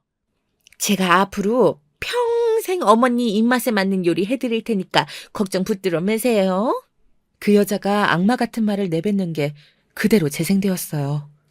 충격을 받으신 아버님은 주차장에 주저앉으셨고 남편을 비롯한 나머지 형제들도 큰 충격을 받은 모양이었어요. 똑바로 보세요. 저라고 충격받지 않았을 것 같아요? 지금 은근히 저 여자 편 드셨죠? 이거 끝까지 보세요. 끝까지 보시라고요. 그런 다음에도 저 여자 편 드실 수 있을 것 같으세요? 어느덧 영상은 거의 막바지를 향해 가고 있었어요. 저 못된 여자가 외출 준비를 하면서 시할머님께 끈을 던지고 가는 장면이요. 영상이 거기까지 재생되자 시아버님의 형제들, 그러니까 시할머님의 자식들이 동시에 그 여자에게 달려들었어요. 뺨을 치고 정강이를 걷어차고 욕을 하면서요. 아버님과 남편은 충격받은 얼굴로 차마 도와주지도 가세에서 함께 욕을 하지도 못하고 망연자실하고 있었어요. 저는 이 영상을 경찰서에 접수하겠노라고 말하고 그대로 돌아서서 자리를 빠져나왔어요. 또다시 눈물이 났어요. 진작 이렇게 하지 못한 것이 죄송스러워서요. 그때까지만 해도 망연자실하게 서 있던 남편이 저를 따라 뛰어왔어요. 여보, 나는 당신 편이야. 그런데 너무 갑작스러운 일이라 경황이 없어. 저분, 그래도 내 어머니잖아. 아무리 못된 짓을 했어도. 아니다. 잘 모르겠어. 어떻게 해야 돼? 나는 어떻게 해야 하는 거냐고. 말을 쏟아내곤 그 자리에 무너지듯 주저앉더군요. 저는 그 모습에 마음이 아팠어요. 미안해. 그렇지만 못 본 척하고 넘어갈 수는 없었어. 알잖아. 할머님이 날 얼마나 당신 친손녀처럼 아껴주신지. 남편은 바닥에 주저앉은 채로 제 손을 꼭 잡았어요. 알아. 알지. 당신이 틀린 일을 했다는 게 아니야. 그냥 내가 너무 혼란스러운 거지. 근데 지금 어머님을 방치하면 안 될 것 같아. 무슨 말인지 이해하지? 아버지도 눈이 돌아가셨어. 이대로라면 무슨 일이 날 것 같아. 나라도 어머니를 챙겨야지. 그게 도리니까. 미안해. 그렇다고 우리 어머니가 죄를 짓지 않았다는 건 아니야. 오히려 죽을 죄를, 아니, 죽어서도 다 못 갚을 죄를 지었지. 일단 진이 데리고 차에 가 있어. 나는 어머님 좀 챙기고 갈게. 충격을 많이 받은 듯한 남편의 모습을 보니 저도 눈시울이 붉어지더라고요. 가슴이 찢어질 것처럼 아프고요. 저 멀리서 먼저 차에 가 있던 진이가 이쪽을 돌아봤어요. 이게 대체 무슨 사단인가 하는 표정으로요. 여기까지가 며칠 전에 제게 일어난 일이에요. 경찰서에 접수를 해 놓았지만 실제로 수사가 들어갈지 방조죄로 처벌받게 될지는 확신할 수 없다고 해요. 남겨진 가족들도 요 며칠 사이에 자신들의 입장을 확고히 정했는지 그 여자와는 완전히 갈라서고 연락도 하지 않는 쪽으로 이야기되고 있다고 하네요. 남편의 말에 따르면 자식들이 마지막 자식된 도리로 겨우 10평 남짓한 쪽방을 얻어주었다면서요. 말은 안 했지만 우리 남편 저와 세트로 묶여 그 여자에게 엄청 나쁜 소리 많이 들었을 거예요. 그 여자는 그러고도 남을 여자니까요. 이번 일로 저도 시댁 식구들에게 좋은 소리는 못 들을 거예요. 어찌됐든 가정에 폭탄을 던진 장본인은 누가 뭐래도 저일 테니까요. 하지만 후회는 없어요. 우리 할머니가 조금이라도 덜 억울하게 마음 편하게 가실 수만 있다면요. 저는 이보다 더한 일도 얼마든지 할 수 있어요. 영화에나 나올 법한 제 사연은 여기까지였어요. 긴 사연 들어주셔서 감사합니다. 안녕하세요. 틈이 날 때마다 즐겁게 경청을 하고 있는 남성 애독자입니다. 제가 말주변은 좋아도 장문 솜씨는 영 별로인데 사연글을 잘 적을 수 있을지 조금 걱정이 되네요. 목소리 근사하신 성우분께서 잘 포장해 주실 거라고 믿겠습니다. 어느 날 저는 연락을 한 통 받게 되었어요. 한때 정말 친하게 잘 지냈던 대학 선배의 결혼 소식이었습니다. 광준이 형, 이게 얼마만이에요? 그간 잘 지내시는지 제가 연락을 해야지 머릿속으로 생각만 하면서 자꾸 차일피일 미루다 보니까 시간이 너무 흘러버렸네요. 드디어 결혼을 하신다고요? 그간 제가 걱정한 것이 무색하게 무척 잘 지내신 모양입니다. 그래 임마, 나도 드디어 결혼이란 걸 하게 됐다. 전에 너 결혼식 때 우리가 잠깐 보긴 했었는데 그때는 내가 바쁜 일정이 있어서 아쉽게 얼굴만 비치고 금방 자리를 떠야 했었지. 실질적으로 우리가 제대로 얼굴 보고 대화를 했던 건 거의 7년이 넘어가는 것 같네. 시간 참 빠르다. 내가 너랑 젊음을 무기삼아 하루하루를 열정으로 불태우며 지냈던 20대 대학 시절이 엊그제 같은데 내가 벌써 불혹의 나이를 코앞에 두고 있으니 그때 저희 진짜 철이 없어 보일 정도로 정말 재미있게 놀면서 지냈었죠. 저는 가정을 꾸리고 사회인으로 찌들어 산 지 오래된 지금도 그때의 나날들을 가끔 그리워해요. 자유분방하지만 집안은 엄격했던 형은 시간이 지나도 결혼과는 인연이 없는 사람인 줄 알았건만 이렇게 결혼 소식을 듣게 되니까 너무나도 반갑습니다. 저는 광준이 형과 무척 친했고 죽이 잘 맞아서 대학 시절 당시에 모든 술자리마다 함께 다녔을 정도였어요. 대학 시절의 대부분이 광준이 형과 함께한 추억들이었네요. 바늘 가는데 실 가듯이 그렇게 둘이 어울려 잘 지냈었지만 대학을 졸업하고 사회생활을 하면서부터는 예전과 같을 수 없었습니다. 게다가 광준이 형은 자기 본가가 있는 지방으로 내려가서 취직을 한 뒤에 눌러 살았고 저는 저 나름대로 치열하게 사느라 계속 바빴죠. 그러다 보니 도중에 몇 년간은 아예 연락조차 못하고 지낸 적도 있었어요. 제가 회사 업무 진행차 베트남에 2년 정도 머물기도 했었기 때문에 저하고 광준이 형은 여러모로 더 엇갈렸었죠. 오랜만에 제대로 광준이 형과 통화를 하면서 저는 결혼 소식을 듣고 무척 기분이 즐거워졌습니다. 광준이 형이 설마 결혼이란 제도 안에서 정착할 줄은 몰랐기 때문에 신기했죠. 참고로 저는 이미 결혼을 한 유부남이었고요. 이때 저희 집사람은 임신 중기였습니다. 광준이 형하고 자연스레 제 집사람 임신한 이야기도 주고받다 보니까 결혼 상대에 대한 궁금증으로 화제가 넘어갔어요. 저보고 무탈하게 잘 사는 게 여자를 잘 만난 것 같다면서 광준이 형이 덕담을 해주길래 저 역시 광준이 형이 만나서 결혼하게 된 여자가 누구인지 그제서야 엄청 궁금해진 참이었거든요. 만난 지는 이제 반년이 좀 넘었는데 오래 만난 건 아니지만 워낙 나한테 너무 잘하고 착하고 사람 됨됨이가 좋아서 금방 결혼 생각이 들게 되었어. 나이는 나보다 6살 아래야. 6살 차이요? 조금만 더 차이 났으면 까딱 도둑놈 되실 뻔했어요. 장가를 늦게 가더니 그래도 나이 어리신 분을 잘 만났네요. 내가 이제 나이가 있잖아. 나보다 6살 아래여봤자 이 정도는 그렇게 어린 것도 아니지 뭐. 대화도 잘 통하고 내 또래처럼 잘 맞아. 그래요? 정말 잘 됐어요. 그런데 광준이 형, 제가 알기론 눈이 높으시잖아요. 집안은 또 엄청 보수적이시고요. 그래서 누구 만나기 힘들다고 결혼은 더욱 힘들어서 안 될 것 같다고 그러셨었는데. 결혼하시는 분은 성격이나 집안이 어떻길래 형이 결혼 허락을 다 받아냈어요. 집안이 꽉 막혀있기에 광준이 형은 그런 답답함을 해소하기 위해서 20대 때 저와 서울의 여기저기를 많이 쏘다녔습니다. 그 시절을 제가 다 알고 있었기에 새신랑 광준이 형은 난색을 표하면서 저에게 옛날 이야기를 함부로 자기 결혼식장에서 떠들면 가만히 안 두겠다며 장난스럽게 경고를 해왔어요.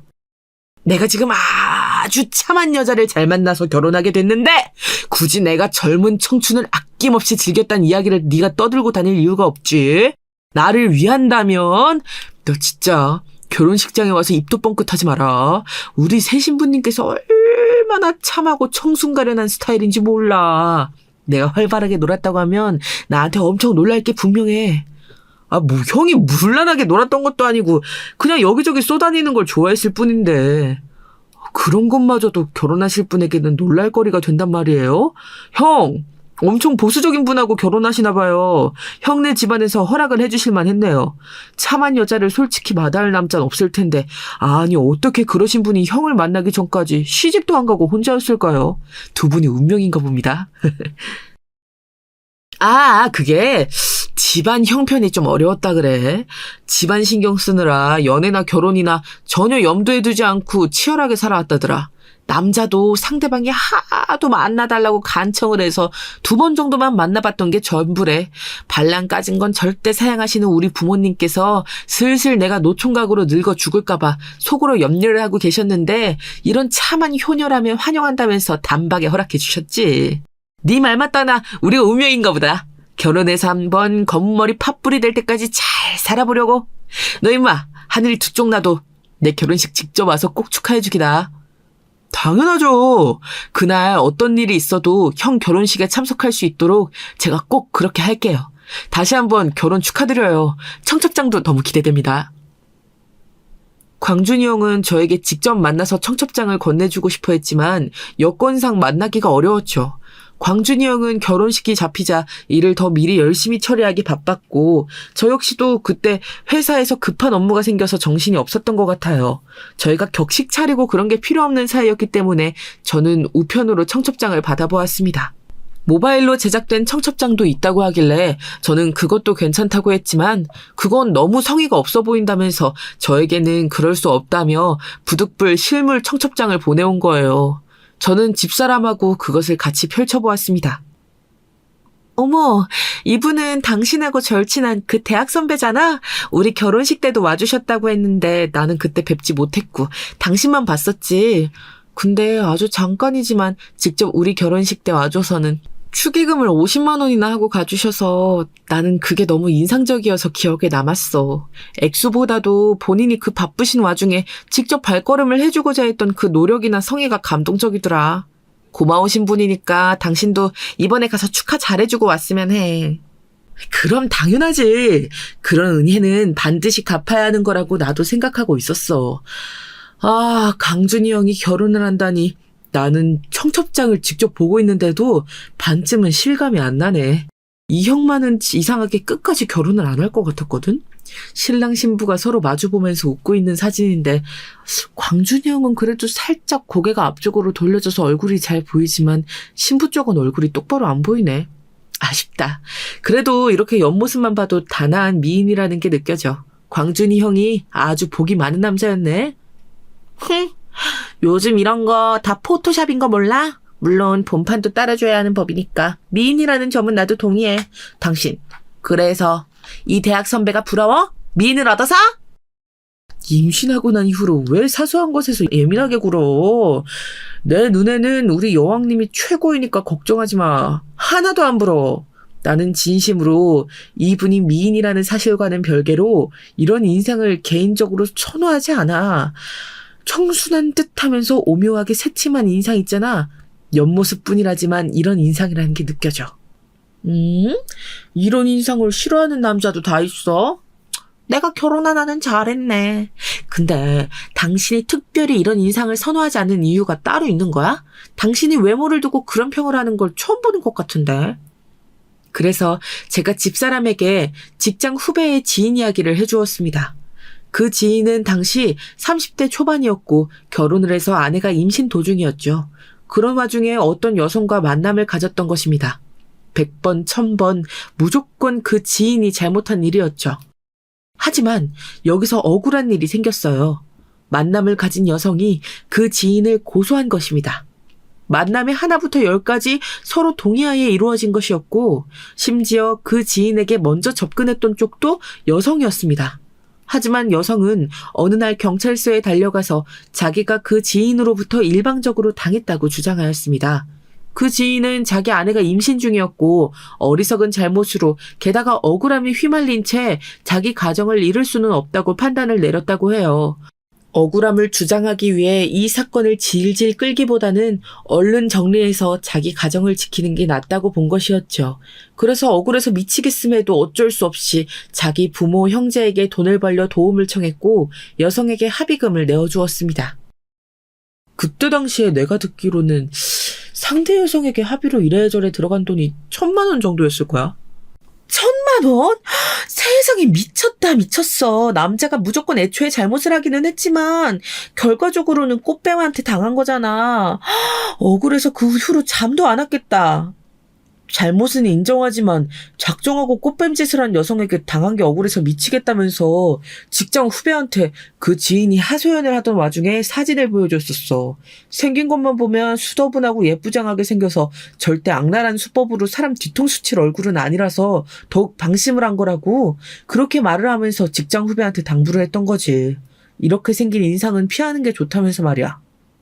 남자가 약한 부분을 너무 잘 알고 이용하는 게 지능적이라면서 이런 수법에 절대 당하지 말라며 그 꽃뱀 여성 사진을 보여줬었는데 나도 직장 후배를 통해서 언뜻 그 사진을 봤었어. 제대로 볼 생각이 없었기에 슬쩍 본 게 다였지만 애석하게도 광준이 형이 결혼한다는 분하고 인상이 정말 비슷한 것 같아. 말을 하다 보니까 자꾸만 더 비슷하게 느껴지네. 저도 모르게 그런 감상을 뱉고 말았는데 불길한 소리 하지 말라면서 집사람이 제 팔을 찰싹 한 대 때리더군요.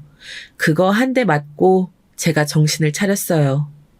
말이 씨가 된다고 괜히 그런 말을 해서 광준이 형의 결혼에 부정탈까봐 걱정되더라고요.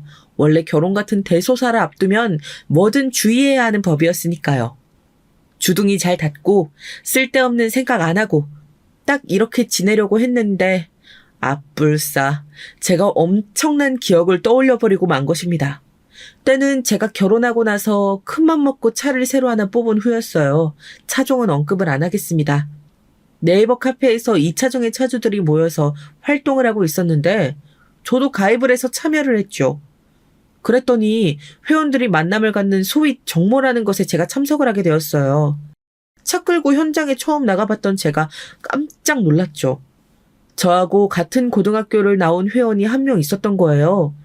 저보다 1살 위였습니다. 그러니까 저하고 2년이나 같이 고등학교를 다닌 셈이었지요. 이게 신기해서 서로 자기소개를 마친 후에 제법 친분을 쌓으면서 지내게 되었어요. 서로 호형호재를 하게 된 지 몇 주가 지났을 때였습니다. 회원 형이 저에게 어느 날 고민을 털어놓았어요. 가까운 사람들에게는 차마 못 털어놓겠고 그렇다고 먼 사람들에게 털어놓자니 나와 아무 상관도 없는데 내 이야기를 대뜸 할 수도 없고 인터넷에 올리자니 창피하고 아무한테도 말을 안 하자니 속이 답답하고 네가 아니면 이런 이야기를 할 상대가 없다. 대체 무슨 이야기이길래 그러시는데요, 형? 만나는 여자 있다고 저번에 그러시지 않았어요? 휴대폰에 우리 윤이라고 저장한 거 봤었어요. 혹시 연애 상담이에요? 연애는 개뿔이. 우리 윤이가 알고 보니 꽃뱀이었어. 정말 깜짝 놀랐어요. 이 회원 형은 집안에 시골 땅이 있어서 당장 수중에 큰 돈은 없어도 물려받을 재산은 있는 사람이었습니다. 그래서 항상 여유가 만면에 흐르던 사람이었는데 초췌해하고 근심이 깊어 보였던 게 꽃뱀 물려서였다니. 저는 들어줄 테니까 그간 무슨 일이 있었는지 다 말해달라고 했죠. 그렇게 꽃뱀에 얽힌 이야기를 듣게 되었습니다. 특이하게도 시작은 이 회원형이 친하진 않지만 안면 정도는 있었던 어느 동생이었다고는 해요. 그 동생이 당시에 인기 많았던 컴퓨터 게임을 하다가 웬 여자애를 알게 된 거예요. 온라인 게임 상에서. 다른 사람과 대화도 나누면서 게임을 하잖아요. 그런 식으로 그 여자와 알게 된 거죠. 몇 주간 게임에서 만나며 친분들 다졌는데 그 여자 쪽에서 먼저 밖에서 직접 만나보자고 제안을 해왔습니다. 그래서 만난 뒤에도 술도 마시고 밥도 먹고 몇 번 그랬다네요. 5번쯤 만났을 적에 그 여자가 우리 이제 특별한 사이지? 라고 하면서 들러붙었습니다. 그 동생은 당연히 사귀게 된 걸로 받아들였고요. 하지만 그건 그 여자가 놓은 덫이었어요. 얼마 후 데이트가 끝난 뒤에 그 여자는 경찰서로 향했고 그 동생을 신고했습니다. 자기가 일방적으로 당했다고 주장한 거예요. 나는 다혈질이라서 그런가 이상하게 가끔 정의감이 타올라서 욱할 때가 있거든. 우연히 술자리에서 오랜만에 마주친 그 동생에게 그런 이야기를 듣고 주변에 소문이 잘못 날까 두려워서 얼떨결에 합의금을 뜯기고 말았다는 대목에서 분노하고 말았어. 남자들한테 그런 식으로 합의금을 뜯고 다녔는지 그 여자가 알고 보니까 명품 가방도 많았다 그러더라. 그 동생을 설득해서 그 여자의 연락처를 받아냈고 이를 바로잡아서 그 동생의 돈을 일부라도 돌려받으려고 했었어. 설마 그랬다고 형마저 그 여자에게 넘어가셨다는 거예요? 에휴, 애석하게도 바로 그렇게 됐지.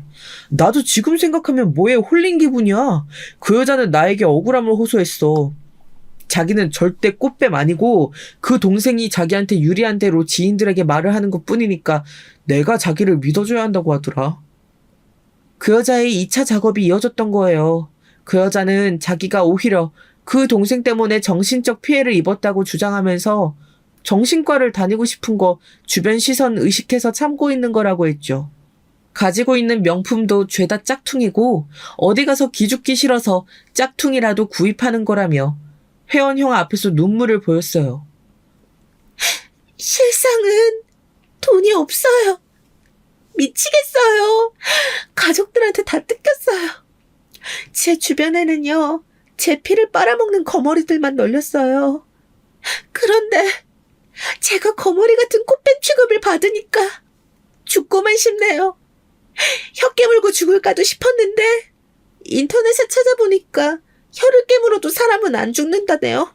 다른 방법은 무서운데 저 어쩌면 좋을까요? 그 여자가 절절하게 호소를 했고 회원형의 마음이 흔들렸습니다.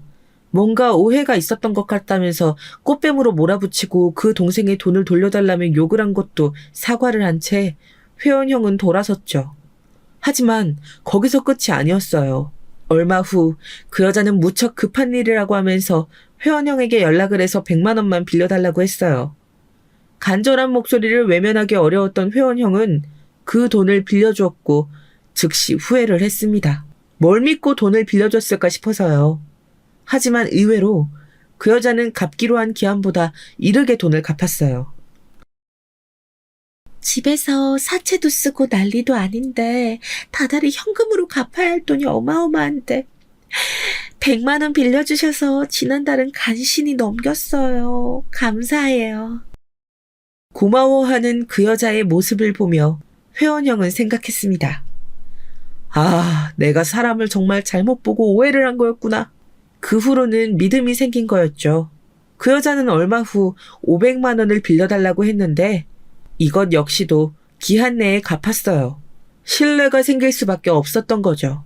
그 돈을 갚으면서 그 여자는 회원형에게 당신은 다른 남자들과 다른 것 같아서 연애 감정이 생겼다며 마음을 전했습니다.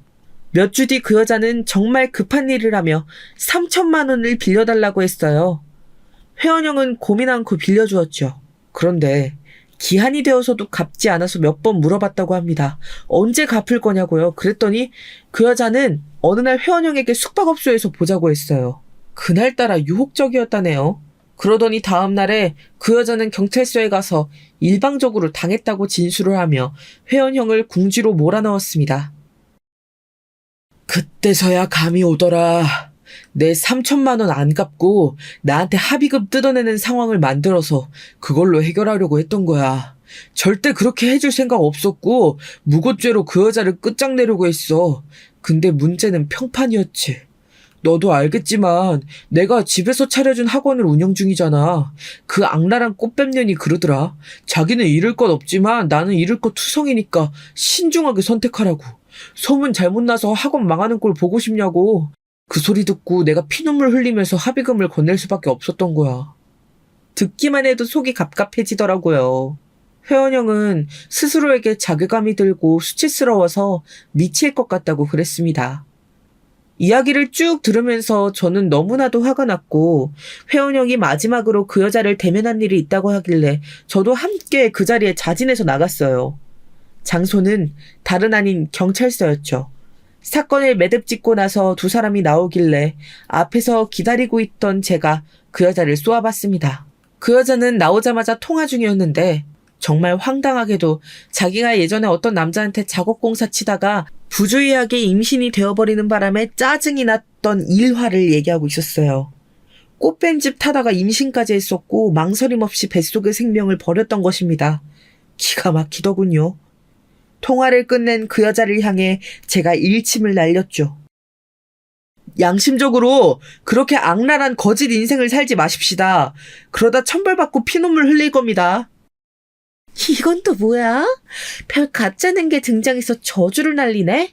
당한 놈들이 바보 천치에다가 머저리인 거야. 탓하려면 그놈들을 탓해.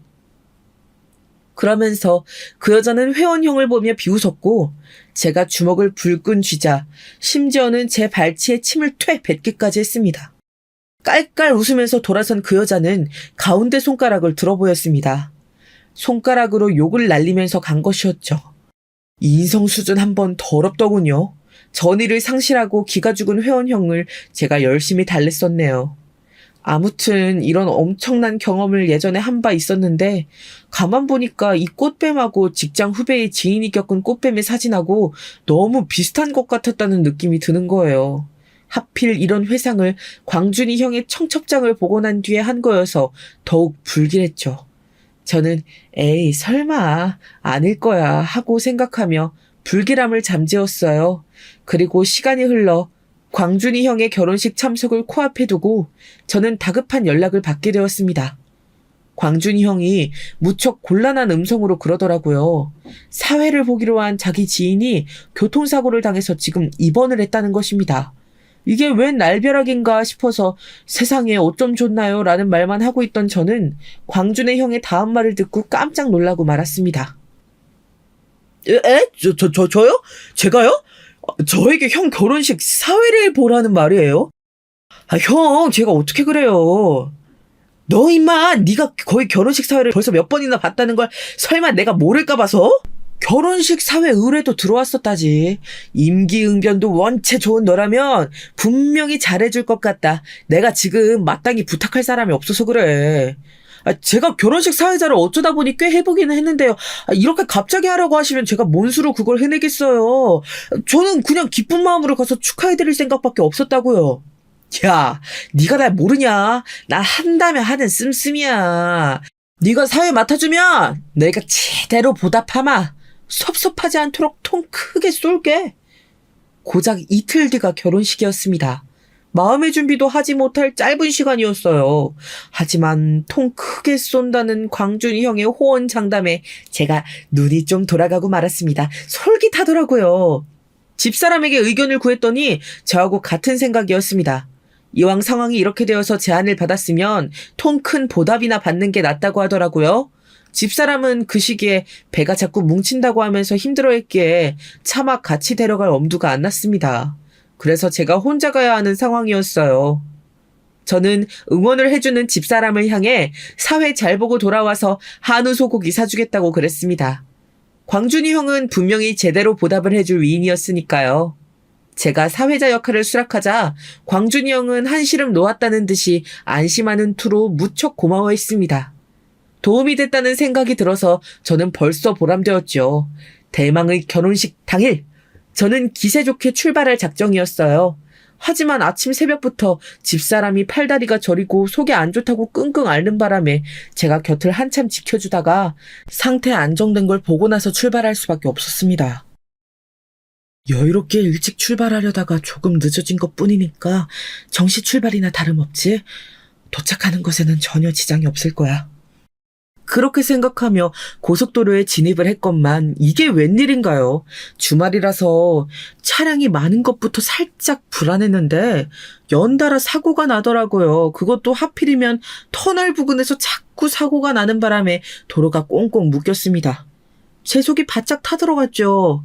다른 하객들보다 일찍 도착해서 준비를 해도 부족할 판에 사회자 당사자가 지각을 하게 생긴 상황이었습니다. 제가 그때 고속도로 위에서 광준이 형과 그 사촌 동생분하고 메시지를 얼마나 주고받았는지 몰라요. 실시간으로 교통 상황을 공유하면서 제가 늦지 않고 도착할 수 있을지 아닐지를 가늠했죠. 해당 지역의 톨게이트에 드디어 이르렀을 때 광준이 형의 사촌 동생분이 저한테 그렇다면 간신히 결혼식에 안 늦을 것 같다고 내다봐줬어요.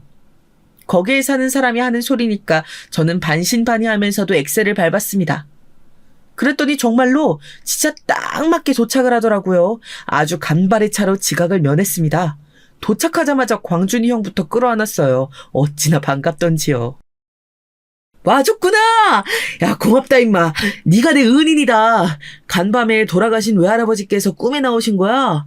그래서 내가 오늘 결혼하는 날이라고 자랑하면서 외할아버지께 말씀을 다 드렸지. 사회자가 불가항력적인 일 때문에 바뀌게 되었지만 어쩔 수 없는 일이라고도 말씀을 드렸거든. 그랬더니 꿈에서 외할아버지께서 나한테 뭐라고 하셨는 줄 알아? 광준아, 그건 너에게 오히려 잘된 일이다. 정확히 이렇게 말씀을 해주셨어. 그런 꿈을 꿔서 그런가? 지금 너를 보니까 내가 엄청 든든한 기분이야. 정말이에요? 우와, 지금 그런 이야기까지 들었으니 제가 더 잘해야겠네요. 광준이 형, 저만 믿으세요. 제가 대학 다닐 때도 과제 발표 날 새벽까지 술 퍼먹다가 간신히 일어나서 강의실 달려가고 그랬음에도 항상 발표는 잘했던 거 아시죠? 저 발표왕이었잖아요. 알지. 그래서 내가 고민 없이 너한테 사회자 부탁한 거잖아. 대학 때 함께 과제를 할 때면 내가 네 덕을 많이 봤었다. 네가 내 학점을 지켜줬었지. 오늘도 그 옛날 그 시절처럼 멋진 모습 보여주길 부탁한다. 약간은 급한 상황이었음에도 광준이 형과 반가운 인사를 나누고 나니까 가슴이 왠지 뭉클해졌어요. 광준이 형이 대학 다닐 때도 그리고 취업 준비를 하던 시절에도 저에게 먹을 걸 많이 사줬었거든요. 덕분에 제가 그 당시 집에 어려운 일이 생겼었기 때문에 주머니 사정이 좋지 않았음에도 배 한 번 굶지 않고 지낼 수 있었죠. 그런 부분들을 잊고 살았건만 새삼 광준이 형에게 고맙더라고요. 어쩌다 보니 식장으로 들어가던 와중에 광준이 형의 부모님과도 잠깐 인사를 나누게 되었어요. 저를 바로 알아보시더라고요. 어머님께서는 제 팔을 쓸어주시며 인자한 미소를 보내셨습니다. 세상에, 엄청 오랜만에 보네. 그간 잘 지냈지? 이렇게 선뜻 우리 아들 결혼식에 사회로 나서준다고 해서 어찌나 고마운지. 오랜만에 보니까 아주 신수가 훤하네. 우리 아들한테 내가 들어보니까 곧 애가 태어난다면서 우리 아들도 결혼 생활하면서 이렇게 얼굴이 편안하게 폈으면 좋겠고 아이도 생겼으면 좋겠네. 걱정 마세요. 광준이 형은 저보다도 결혼 생활을 훨씬 잘할 거예요. 두 분께서는 저를 보자 광준이의 형의 대학 시절이 생각난다고도 하셨습니다. 대학 시절 자유분방했던 광준이 형은 집에서 오는 연락도 잘 안 받기 일쑤였는데요. 어느 때는 하도 연락이 안 되니까 걱정이 되신 광준이 형의 부모님께서 무작정 서울로 올라오신 적이 있었어요. 자취방으로 당도하셨을 때 마침 외출하고 없던 당주인 대신 잠깐 들러서 씻고 나가려던 제가 있었죠. 저는 광준이 형과 친한 학교 후배임을 밝히고 두 분께 이런저런 이야기를 드렸습니다.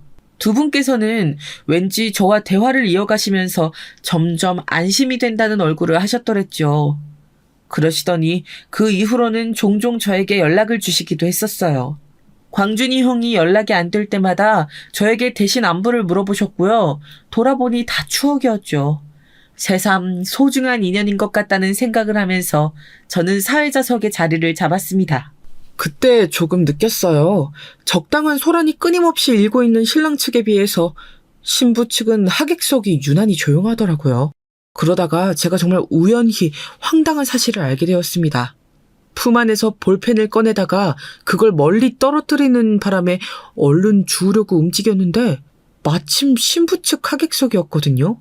그런데 신부의 또래로 보이는 여자 몇 명이 지루한 얼굴로 앉아있다가 서로에게 이런 질문을 날리는 게 아니겠어요? 저기요, 지급은 식이 다 끝나고 나서 현금으로 받는 거 맞죠? 그런데 저희는 어디서 모이는 거예요? 제가 하객 알바를 여러 번 다녀봤지만 따로 모여서 돈 받는 방식은 처음이라서 좀 헷갈리네요. 하객 알바라니 너무 당황스러웠죠. 그럼 이 무리의 사람들이 전부 신부의 진짜 지인들이 아니라 알바로 돈 주고 고용된 알바라는 것이었는데 진짜 지인들은 없는 걸까 싶더라고요. 그런데 제가 조심스레 몸을 옮겨 다시 사회자석으로 가던 와중이었어요. 이번에는 신부 측의 가족으로 보이는 사람이 자기 옆 사람을 향해 이렇게 말하는 것을 언뜻 들었습니다. 나중에 알고 보니까 이 사람은 아마 신부의 사촌언니였던 것 같더군요. 야, 대단하네. 우리 지훈이가 결국 이렇게 과거 청산을 싹 하는구나. 새 출발하면 깨끗하게 하나, 오빠. 우리 집안에서 지훈이가 진짜 최고로 화려한 팔자 같지 않아? 행보가 매번 엄청난 것 같아. 보면 볼수록 놀라워. 저런 철면피는 어쩌다가 나왔을까?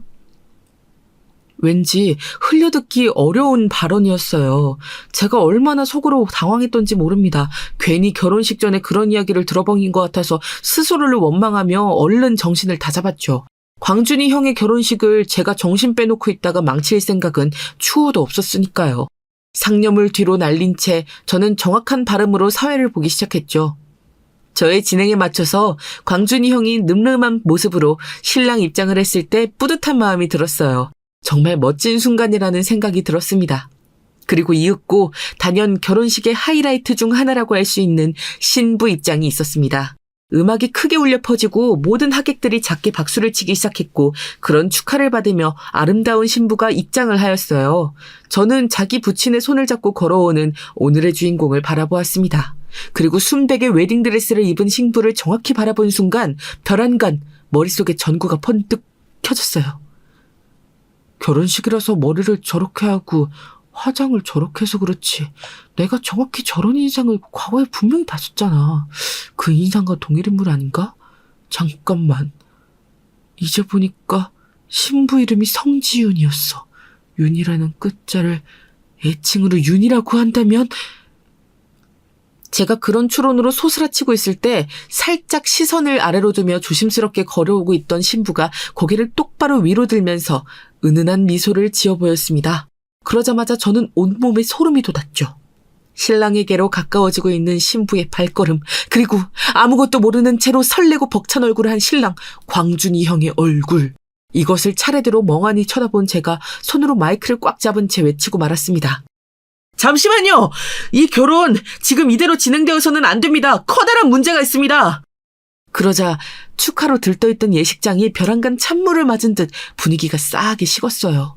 왜냐하면 모두의 이목이 저에게 쏠렸는데 제가 무척 심각하고도 분노에 찬 표정을 짓고 있었으니까요. 걸음을 멈춘 신부가 황당하다는 듯 저를 째려봤는데요. 그 눈빛을 받으니까 더더욱 확신이 들더라고요. 이 신부는 제가 아는 그 꽃뱀이 맞았습니다. 제가 의기양양하게 입가에 미소를 걸자 이윽고 신부의 낯빛이 창백해지기 시작했습니다. 눈썰미 한번 좋은 여자라는 생각이 들더군요. 그 순간에 제가 구면의 인물임을 알아본 것이었으니까요. 그때 당황한 광준이 형이 저를 향해 말했습니다. 너 이마 지금 이게 뭐하는 짓이야? 왜 사고를 치고 그래? 난 이런 이벤트는 사양이니까 얼른 수습해. 형, 정말 죄송하게도 이건 이벤트가 아니에요. 재미를 주기 위해서 제가 지금 일부러 이러는 게 아니라 실제 상황입니다. 대사건이 벌어졌거든요. 광준이 형, 새 신부에 대해 얼마나 알고 계세요? 정말로 참한 여자이던가요? 보수적인 집안의 며느리로 들어갈 만한 인물이 맞던가요? 웬 뚱딴지 같은 소리냐며 광준이 형이 몹시 난처해했어요. 자기가 잘못된 사회자를 섭외하는 바람에 결혼식을 망치게 됐다고 생각한 모양이었죠. 하객들은 혀를 끌끌 차며 고개를 젓고 있었고 양가 어른들의 표정은 아주 어두웠습니다. 광준이 형의 아버님께서 화를 내시려는 듯 자리에서 벌떡 일어나셨다가 당신을 만류하는 손짓을 보고서는 멈칫하셨어요. 그 손짓의 주인공은 광준이 형이었죠. 그 찰나의 깨달은 모양이었습니다. 절대로 제가 생각 없이 사고를 칠 인물이 아니라는 사실을 말이지요. 잠깐만. 너 혹시 우리 지훈이를 개인적으로 아는 거야? 그래서 지금 예식을 중단시킨 거야? 아니에요, 오빠. 저는 저 사람 몰라요. 우리의 결혼식을 이따위로 망쳐놓다니 뭐 저런 인간이 다 있어요? 아주 이상한 사람이네. 얘기 들을 게 뭐 있어요. 정신병자 같으니까 당장 쫓아내는 게 맞죠. 지훈이 너는 잠깐 빠져있어. 내가 사회자 대타를 부탁한 저 동생은 내가 최고로 아끼는 대학 후배야. 내 인생에서 무조건적으로 신뢰할 수 있는 몇 안 되는 인물이니까 지금 너는 끼어들지 마. 오빠 미쳤어요? 왜 오빠까지 결혼식을 망쳐놓으려고 들어요? 속상해. 정신병자 때문에 이게 웬 개망신이야. 신부가 웨딩드레스 차림으로 발을 동동 굴렀지만 광준이 형은 굴하지 않았고 이제 하객들 모두 상황이 어떻게 돌아가는 건지 궁금해 미치겠다는 표정들이 되어서 저를 보고 있었습니다. 그런데 신부 측의 가족으로 보이는 사람들이 자리에서 일어나더니 저를 끌고 나가려는 기세로 다가오더군요. 그래서 제가 손에 힘을 주어 마이크를 잡은 채로 외쳤습니다. 신부 측에서 나서는 걸 보니까 신부의 진면목을 알기라도 하나 봐요. 역시 다 한통속이었군요. 광준이 형과 그 집안 사람들을 다 속이고 문란하다 못해서 사람 뒤통수를 후려대며 악랄하게 살아온 여자를 시집 보내려 하셨어요? 에이, 그렇게는 안 되죠. 광준이 형이 얼마나 눈이 높고 그 집안이 얼마나 깐깐한데 염치도 없이 꽃뱀을 들이밀었어요. 양심은 있어야죠. 그러자 예식장에는 헉 하면서 놀란 숨을 삼키는 소리가 일제히 들려왔습니다. 꽃뱀이라는 단어가 제 입에서 튀어나간 순간이었어요. 저를 잡아 끌고 나가려고 바로 앞까지 다가온 신부 측 가족들이 굉장히 난처해하면서 식장을 둘러보더군요. 이 일을 어떻게 하면 좋을지 고뇌하는 표정들이었네요. 이야기의 당사자인 신부는 가지런히 들고 있던 웨딩 부케를 아래로 떨구었습니다. 망연자실했더군요. 광준이 형은 혼비백산한 채로 저에게 물어왔어요. 뭐라고? 야, 너 지금 그게 무슨 소리야? 꽃뱀? 지윤이가 나하고 결혼하는 바로 이 여자가 꽃뱀이라고? 너 그거 확실하게 알고 하는 소리 맞아? 정말인 거야? 맞아요, 광준이 형. 저는 지금 아주 확실하게 알고서 말을 하는 거예요. 제 지인들이 직접 당했거든요. 작정하고 남자들에게 접근해서 즐길 거 다 즐기고 논 뒤에 당했다고 그들에게 누명을 씌우며 이런 생활을 하다가 임신까지 했었는데 아무런 양심의 가책도 없이 뱃속에 생명을 줘버렸고 그런 주제에 뻔뻔하게 철면피처럼 굴면서 당한 놈들이 바보 천치 아니냐며 조롱했고 더럽게 살지 말라고 일침을 날린 저에게 손가락 욕을 하면서 침을 뱉었던 제가 아는 그 악질적인 꽃뱀이 저 여자가 맞습니다. 저는 말을 마치며 손가락을 뻗어 신부를 정확히 지목했습니다. 거기까지 보신 광준이 형의 어머님께서 자리에서 벌떡 일어나시더니 성큼성큼 걸음을 옮기셨어요. 그리고 누가 말릴 새도 없이 신부의 앞으로 가서 엄청난 기싸대기를 날리셨습니다. 예식장에는 놀란 비명들이 터져나왔죠. 그건 광준이 형의 어머님께서 기싸대기를 날리셨기 때문만은 아니었어요. 제가 터뜨린 폭로에 뒤늦게 놀란 반응들을 한 것이었죠. 결혼식의 주인공이었던 아름다운 신부는 중심을 잃고 이미 넘어진 뒤였습니다. 옆에 서 있던 그 부친께서 경악을 하시며 눈을 부릅떴다가 무시무시한 광준이 형의 어머님을 정면으로 마주하시고는 금세 눈을 내리까셨습니다. 제가 봐도 정말 등골이 오싹할 정도로 어머님의 표정이 무서웠어요. 이 미친 년놈들이, 이 개잡것들이 감히 우리 아들을 기만하고 우리 집안을 능멸하려고 들었어?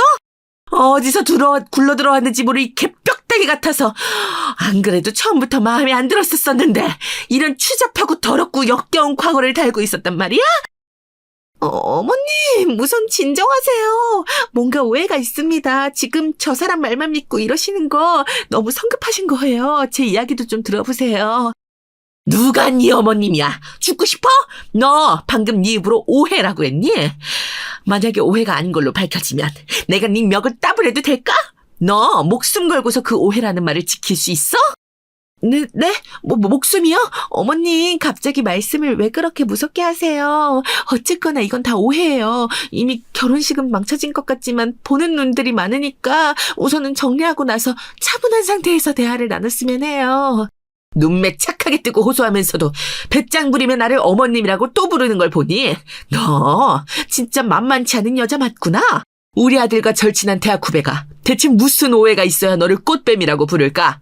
네가 꽃뱀이 맞기 때문에 그렇게 부른 것 같다는 생각이 아주 강하게 드는데 넌 아직도 오해라고 주장할 참이냐? 광준이 형의 어머님께서는 살짝 이를 갈며 말씀하셨고 점점 짙어지는 엄청난 카리스마에 결국 신부는 굴복하고서 고개를 떨구고 말았습니다. 신부의 양친을 비롯한 가족들은 광준이 형에게 다가가 다 지난 일이다라면서 호소를 해댔어요. 광준이 형은 싸늘하게 식은 표정으로 가만히 있을 뿐이었고요. 하객들은 곧 신랑 측 가족들이 호출한 예식장 직원들의 안내를 받으며 홀을 빠져나갔습니다. 그런데 황당했던 게 신부 측 하객 몇 명이 짜증난다는 표정으로 중얼중얼거리다가 큰 목소리로 이렇게 외쳤다는 점이었죠. 와, 이 결혼 뭐야? 살다가 이렇게 어이없는 광경은 또 처음 보네. 저기요! 그래도 알바비는 주는 거 맞죠? 하객 알바 비용이요. 당일에 현금으로 지급해준다고 하셨잖아요. 이렇게 되면 집합하는 시간은 바뀌는 거예요? 아니면 그대로인 거예요? 신부 측에서 누가 속 시원히 빨리 좀 알려주세요! 그러자 신부의 얼굴이 잘 익은 홍시 마냥 금세 붉어졌습니다. 광준이 형의 어머님께 맞은 뺨까지 더해져서 얼굴이 아주 불타오르는 것처럼 보였네요. 신랑 측 하객들이 더 이상은 못 참겠다는 식으로 나왔어요. 과거는 화려한 데다가 하객들까지 돈 주고 알바로 고용하다니 뭐 저런 여자가 다 있냐면서 신부 측을 비난하며 난리도 아니었습니다. 거의 시장통처럼 변한 가운데 신부는 엉엉 울기 시작하면서 바닥에 엎어진 채로 광준이 형의 바짓가랑이를 붙잡았어요. 오빠! 나 진짜 너무 억울해요. 그리고 속상해요. 나는 그냥 오빠를 위하는 이 시대 최고의 현모양처가 되어서 앞으로 그렇게 살고 싶었을 뿐인데 꿈에 그리던 결혼식 날 왜 이딴 봉변을 당해야 하는지 나요 미친 듯이 서러워서 눈물이 멈추질 않아요. 네가 떳떳하게 살아왔다면 지금 이딴 봉변을 당하는 일도 없었겠지. 네 자신을 탓해야지 뭐가 대체 억울하다는 거야? 이런 엄청난 운명 같은 우연으로 네 정체가 까발려졌으니 아무래도 너에게 피해를 입은 사람들이 무척 많았던 모양이네. 그 사람들의 원한이 모여서 지금 이런 상황이 만들어졌나 보다, 지훈아.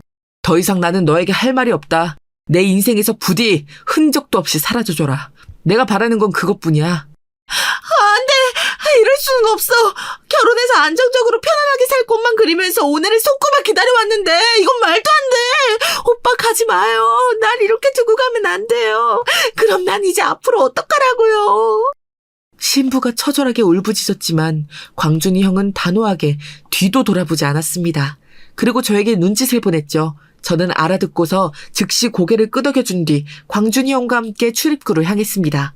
뒤편에서 신부가 울부짖는 소리가 들려왔고 광준이 형의 사촌들이 내지르는 분노의 고함도 들려왔어요. 문 앞에서는 대체 이게 무슨 소란인가 싶어서 호기심에 몰려든 사람들이 빼곡했습니다.